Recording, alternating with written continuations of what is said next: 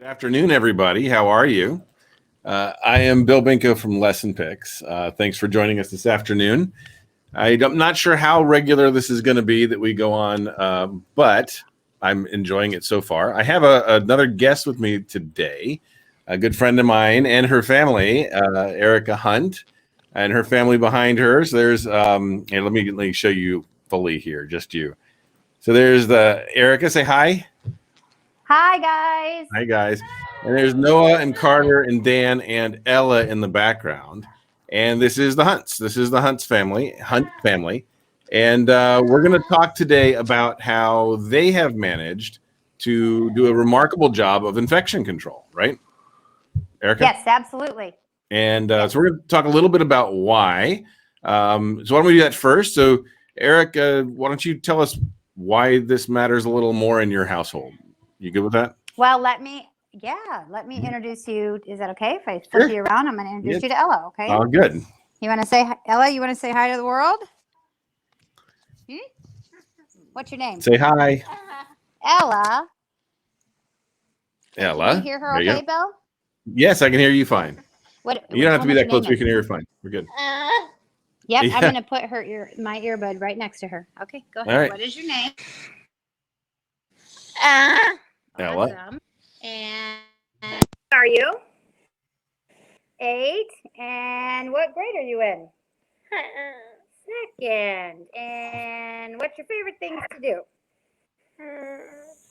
Play what? Play with your babies? That's one of your favorites, Yep. right? Yep. Okay. Awesome. You guys can hear her okay? I can hear her better than I can hear you, which is great. So, and let's give a little bit of background about why you and I know each other, Ella and Erica. So I met Ella and Erica through AT Makers, our charity. She came down a couple years ago, met with my grandbaby, and we had a ball. We had her entire family down. They've been to our house. They've gone swimming with us. They do not live a life of isolation. They don't live a life of being in a bubble or anything else.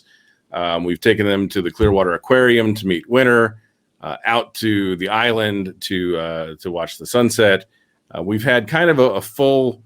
They live a very, very full life. That's Ella and I with a not looking my best, but Ella and I with a starfish on the beach in Tarpon Springs.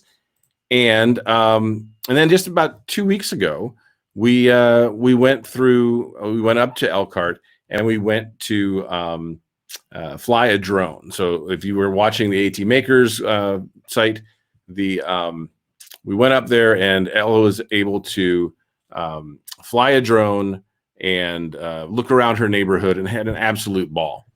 Well, and what I was going to just express, and the reason I was having Dan take Ella away is just because, 8 years ago when Ella was diagnosed, she was diagnosed with a terminal illness. And so we don't talk about that in front of her. Mm-hmm. And we don't talk about that prognosis at all. So that's why it took me a minute to try to collect myself, just because we only speak life in front of her. And so pretty much Ella, her respiratory complications from her muscle weakening, if she didn't have respiratory support, she would suffocate to death. And so common colds, she has the ability to, immunity-wise, she's okay, but she doesn't have the strength to fight them. So even a common cold is our biggest enemy. So that's just kind of me backtracking a little, Bill. So you can pick back up. And as soon as we came home, Ella was about 4.5 months. And everything that I'm going to show you is basically kind of a work in progress over the years, things we've learned, what to do, what not to do. The boys were young. They were 5 and 9 at the time. And we have successfully, in the 8 years we've been working on infection control, have not ever passed one respiratory illness to each other in our homes because of our methods of infection control. So they're pretty tight. But and you've had colds, you've had flus. Oh yeah. You live in Indiana, right? Yeah, we've never had influenza. That's one thing. We're really good about not only infection control in our home, but we're all very good about infection control outside of our home. And so we do keep our levels of illness down. And so major illness, we can bypass pretty quickly. Flu season, we're pretty protective. But yeah, the kids get colds and pretty regularly. And Ella herself has had a few colds, and we're not even sure where she got them from. But it's yeah, it's we're normal people, so we do deal with illness like Right. other people. It's just that we don't share it. Right. So And you know, I've been to your house a couple times. I've stayed there. You've stayed with us. yeah, You wouldn't leave. It was they stayed in my house after I left. we're like squatters, right? But, You're lucky. but You're lucky we did. they did come in and immediately put in place a lot of protocols that we don't have in our house. And suddenly we kind of need some of them, a lot of them, because of what we're all dealing with right now. And when we started this, the first person I thought of was you. And I thought, well, I should probably should call Erica and say, okay, what do we need to be doing? And if I'm going to do that, I might as well do it with you on a video and help all the folks who might benefit from it. Right. So absolutely. If you wouldn't mind, would you mind, I'm going to hide myself. And if you wouldn't mind walking me through the entrance to your house first, and then we'll chat some more. Okay. Yeah, absolutely. Right. Okay. So this is our, this again, you guys, perspective for those of us who have children that are fragile or family members who are fragile. This is kind of our family statement. Staying well is of utmost importance to our family. We appreciate you respecting our guidelines. And so this is just something we have came up with. I'm not going to go into details of it. Bill has a picture somewhere of it, but just stating what, you know, kind of our guidelines or expectations as a family are. Now, to people who live typical, normal, healthy lives, you don't need that right now. But the point to that is stating what your expectations for guests or visitors coming into your home right now, I definitely would recommend. So this is new. This is our COVID-19 edition. We didn't do this before. We do now. We have very few visitors right now except our nurses. So we have very clear expectations of what our nurses are to do. And we added an extra barrier of protection right now, which is hand gelling before they even enter the house. Things that we think about is where points of contact are. This handle is a huge point of contact for a lot of people. And so by them gelling here, they're at least not fully affecting that doorknob as much. Okay, and then when you come into our house, we have basically set it up so that there's hand washing. You come in, you hand wash. I don't care who you are, you come in our house, you hand wash. All the kids' friends, they come in, they hand wash. And it's just a habit. Anybody who comes in, hand washes. And we're not just talking about running your hands under a little bit of cool water with no soap. We're talking, like, you'll laugh, some of my signs. I just added these. Wash your hands as well as you hid the body. Because y'all know if you're going to hide a body, you're going to hide the body well, right? And, you know, wash your hands like you just ate Cheetos and you're about ready to knit with white yarn. So just, you know, kind of trying to have some fun with it, but we're not kidding. We need you to wash really, really good because Ella's life does depend on it. And right now, everybody's life, and if it's not their life, it's someone they love, does depend on this. And this is, you know, part of all of us working together. You're going to notice we have paper towels. That's a big deal right now. You guys don't use fabric or just hand towels. Everybody should just be using disposable towels right now. They carry a ton of germs. So, and you got rid of the roll, right? Yeah, I did. We, you know, just for cost saving measures, we found that people wasted paper towels on the roll. So we just rip them off, put them in a basket, and it saves us a ton more money. Now over here, for those who have special needs, people in their life and have people coming in, this is we do this all the time year round.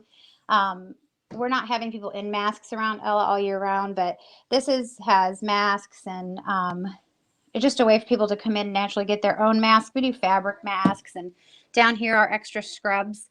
If we have people coming in, therapists that have been out in the public in dirty clothes, they'll put an extra scrub on.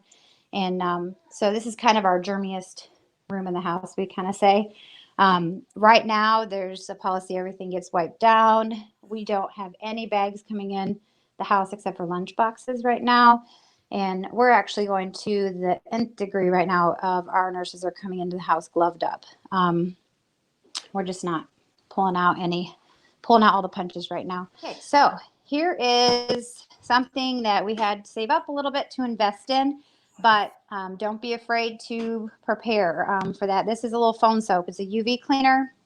It's a big one. So that does phones and keys and tablets. All of our cell phones and tablets get wiped down. They also get put in the phone soap. We kind of double dip everything. So, not only do you have to wash your hands, we ask you to sanitize after, just in case you're a terrible washer. We kind of back it up with hand sanitizer. Same thing with the phones. Wipe your phone off and also put it in the phone soap. So we just kind of double dip. One thing right now, all families should be doing, stainless steel. Gosh, this virus sticks on metal really, really tightly. So you guys really should be wiping your handles down at least once a day, just as habit, looking for common places everybody touches. And so we just always kind of pretend like it's an invisible monster and where's the monster touched. And it was when the kids were little, we used to kind of play that game, and just getting into the habit of paying attention to where everybody touches. And those are the places that we need to make sure are getting wiped down regularly. So this is something that just stays in our bathroom all the time. And then we actually have kind of a backup one downstairs. And the minute we have very firm kind of protocol. So if I can give advice to anyone, is have a family meeting and discuss where is where's the kind of the meeting. You have a meeting place when the house is on fire. Right now, you guys need your COVID-19 meeting place. So when somebody is not feeling well, there needs to be a very specific place that they're going to go that has an attached bathroom that they can completely remove themselves from the family. And that's what our kids do. So they completely go to where they do not stay with us, and they have their own bathroom. We make sure that the boys either have their toothbrushes out of the bathroom immediately, or they just get a new one. We just don't even have them be in the same bathroom together ever when another one is sick. And so families that don't have a lot of rooms, maybe mom and dad are going to need to give up the master bedroom for the time that the kid is sick. Or spouses, you just don't sleep with your husband or wife for that period of time. You just have to separate. There is no other way around it. If you want to stop the infection from growing in your home, you have to just completely isolate for a period of time. Cool. And so this germ invader kit, so that I didn't have or Dan running it out to give them medications, is we would provide this for them, and it had about every medication. Now, I want to make a disclaimer. If your child is young and not able to do self-dosing, you don't want them to have access to it, you can leave it outside their room, and then you just set outside the door what they need. And little, I used to put them into little zip baggies for them. So there are other options until they get older. But regardless, just everything in here that we would kind of need. So it's kind of like a little mobile medicine cabinet. And that way, when they're done being sick, everything goes back in here and it kind of de-germs itself. And then we don't have to worry about other people touching it or accidentally going back into our main closet and somebody will pick up a germ from that. If that makes any sense? It does. Hey, look, will you switch back to your front camera for a second? I'm going to show, I have the, you'd sent me some pictures because I want to chat with you in a second. But while you show that, I want to show some close-ups of these. You sent me kind of what's in the germ invader kit right now, right? And so I figured rather than have you pull everything out, I just showed the picture, which would be good. That's perfect. Thank you. Yeah, it's all good. And I wanted to kind of talk for a second. You, just to be clear, when somebody gets sick, you do not have any contact with anybody else in the family, right? No, we don't. Right. We don't. And it's one of those things where it sounds strange and strong, but it's really the only way that this would work against something as viral as influenza or something like that. So the idea is if somebody is so sick that they need somebody with them 24/7, they need to go to the hospital, right? If somebody is got a cold or a flu and needs to rest, they don't need everybody else to be with them. That makes sense. That important to say here. And it's hard, and I think there'll be some pushback because people, kids need to be loved and snuggled, and boy, I get that. And my kids may very well need therapy when they get older that they didn't get as much of that. And they just had a philosophy that Ella may not get over it. They would. And then, you know, we did the best we could to check in and nurture and take care of them in the way we did the best. But, and don't get me wrong, there were times I sat outside the boys' rooms and just talked to them. And we do use baby monitors and Arlo security cameras or FaceTime and check in with them and have a constant stream of communication with them. But the biggest thing was just limiting that face-to-face exposure, or limiting that exposure for me and Dan to be touching what they are touching, or subsequently any of us sharing what we have that could potentially start a cataclysm in our family and getting back to her. Because she gets sick and we end up a 6-week hospital stay, it changes the dynamics of our family in a way that it wasn't worth it. Yeah. And unfortunately, COVID-19 is in that same ballgame for a lot of people. Yeah. You're all kind of, like I said, you're kind of in our game now. That COVID-19. That's why we're here, right? Yeah, because it's unpredictable, and you know, we don't know who and what and how it's going to affect everybody, and it's just worth it, just pushing through and isolating and really, you know, and water. That's the other thing I want to mention, is that we push fluids, huge amounts of fluids, and so we tend to send a pitcher up with lots of water, and of course, if they have their own bathroom, they can refill, and it's just basically trying to set up a little mini hospital for them as much as you can in their bedroom to be self-sustaining. A lot of times I'd write a note, tell them exactly what they need to do. You're supposed to drink four glasses of water here by noon, and checking in with them, you know what I mean? And how do you look? And give me a screenshot of your face up close. Let me see what your eyes look like. You know, it's just kind of like telemedicine, basically. Right. And just kind of keeping an eye on them that way, you know. And when nobody's sick, just so everybody doesn't think you're a nut. When nobody's sick, I mean, you might be a nut. That's a separate issue. But when your kids are not sick, they're going to school. They're on the sports teams. Noah's playing basketball. Yeah. They're normal, everyday, out there kids, right? Yeah. Oh yeah. Very They're much. We're very immersed. Right. Yeah. Right. We're very immersed in our normal lives, and Dan. Yeah. So let's do something Ella fun. is too, you know. Let's do something fun for a second. If I can make you go down your stairs. Yeah. Do you want yeah, right. For you? Right. So I'm gonna explain what we're gonna do while you go down the stairs. So I am going to. I'm gonna. She should be able to. Let me make it so I can see you. So you can watch you go down the stairs. So I'm going to ask Erica to show us through her basement, which is crazy, which is Ella's classroom and therapy area. And she's done a ridiculously awesome job in putting this together and making it so that when it is cold and flu season, and actually, Erica, just correct me if I'm wrong, Ella does almost all of her classroom work here, right? She does telepresence to her classroom. Well, she actually, in the fall this year, and it was going to be spring, she was going to be attending the school, actually physically attending several days a week. And then the winter months, she came home to attend her homeschool, which is down here with us. But now everybody's attending home. So we're all in the same crazy trip right now. Right. But so, I mean, it's good to see that. Yeah, everybody's doing this here. But so you've got the big screen, which is what she does her telepresence on. So the classroom is there. The stand to your right, which I saw for like a brief moment, holds her eye gaze device, right? Sure. There's your classroom, because I have pictures. I never trust anybody. Here's a picture of her cute classroom. It's very effective. She's got a teacher who comes in daily, and then they've got a video camera, and she also has a telepresence device at school, which is a Vigo, I believe. It might be the other one, which I forget, but it's one of the other. I think it's a Vigo. And where she's going right now, which I'll switch back to, is she's going into their therapy center, and this is awesome. And she can't hear me, but it's oh well.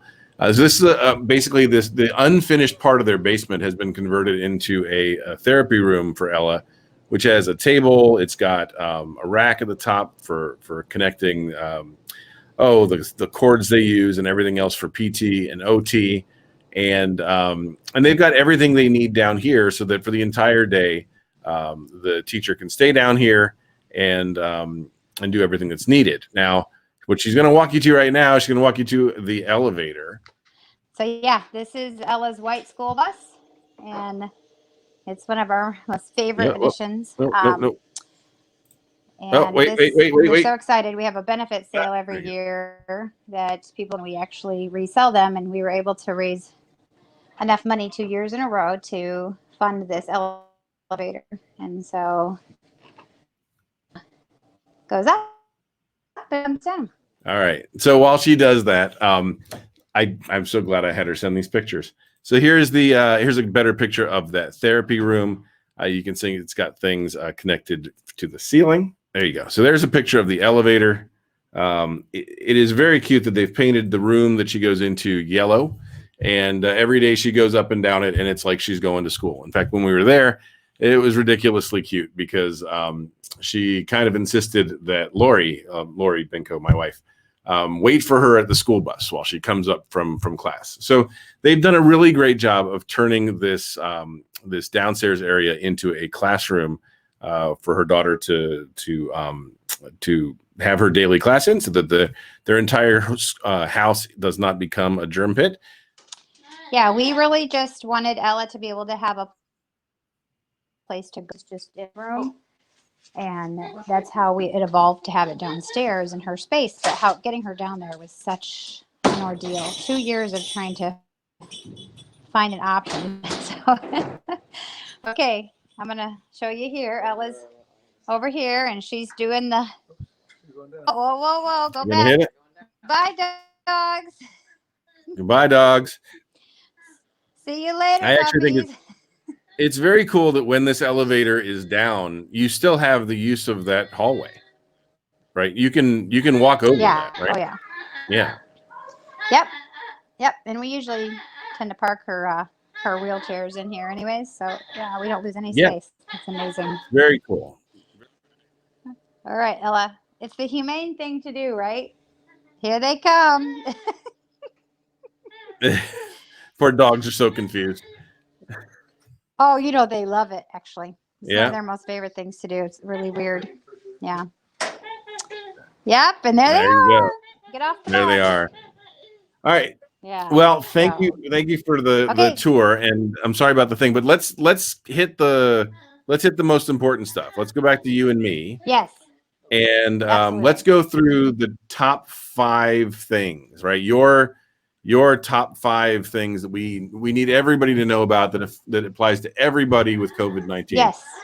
What can we all do, right? So, and I'll do them in the order you gave them to me, and then you can talk to each one of them. All right. So, Sure. Number 1, wash hands effectively 20 seconds upon entrance.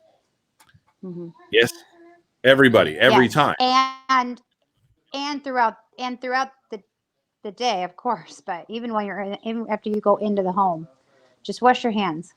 Yeah. right? If we have kind of a general rule that if your hands aren't cracked and bleeding, you're not washing your hands enough. Okay, fair enough. So. Number 2, plan for a quarantine zone with their own bathroom. So Yes, that means, that's huge. and it doesn't have to be one per person. Nobody's got that much room, but there should be a place where somebody can go when they've got the bug, whatever it is. Yes. Well, and to add to that, as soon as someone is symptomatic, don't sit and think about it for a day or two, and then decide you're symptomatic. When you're symptomatic, you're symptomatic. And our boys know the minute their throat feels funny or anything feels funny, whether they're overtired, there's anything that's off about their body, they stay upstairs. And we have a 24-hour rule. That's just, could just be sinus drainage, but it's 24 hours, reevaluate. And so at this point in time, with how contagious this coronavirus is, anybody that seems symptomatic for anything, they need to go to the quarantine zone, get a TV in there, be prepared to stay there for a while, get some snacks set up in advance, a little snack bin, and set them up in there and just be ready to ride it out. 24 hours, they're feeling fine. It was just a little thing. Come on out. But don't sit around with everybody else for 2 days wondering. And Right. You've exposed everybody. Right. All right. Develop family habits of not touching your face. I am awful at this. Yeah. I think we all this are. is a big one. And I think this is one of the probably we're a step ahead of the game on this because we've spent years and years practicing this. And so what everybody needs to do is swallow their pride and at your little family meeting, everybody needs to agree that it's okay for me to say, Bill, you just touched your nose. Go wash your hands. Bill, you're doing it again. Bill, stop touching your mouth, Bill. And we need to be willing to take that, receive it, and try to change habit. So as a family, we develop the habit of not touching our face or just having an awareness when we are. And that one simple thing can be huge for keeping a family well. So I appreciate the advice. Are you going to wrap Sorry me to out? throw you under the bus there. Well, I'm glad that's the story you're telling. There's another one you could tell, right? Uh-huh. Uh-huh. Yeah, and let me add to that. You guys don't share utensils, food, drinks, cups. Don't take dirty forks and put it into don't spoon your applesauce out with a dirty spoon. It was a pear. It was just a pear. It wasn't applesauce. Common sense things, guys. Right. It's like just keep your stuff to yourself, okay? All right. So that's number 3. Number 4 here was only use disposable towels at sinks.